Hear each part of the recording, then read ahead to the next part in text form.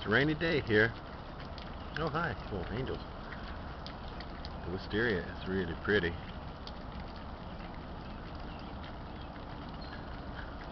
And out there, yeah, let's get a little wet.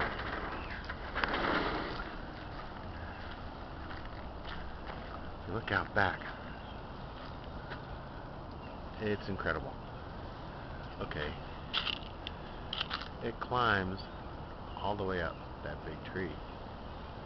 I mean, I know it probably doesn't show up here, but I can see it, and it's really nice. Anyway,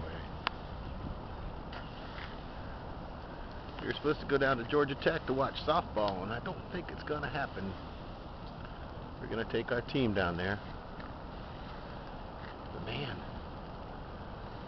the wisteria has kind of taken over the woods back there in its wisteria purpley kind of way.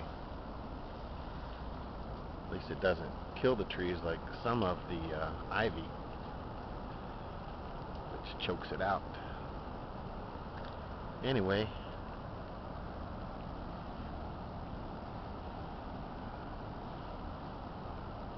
no snow here.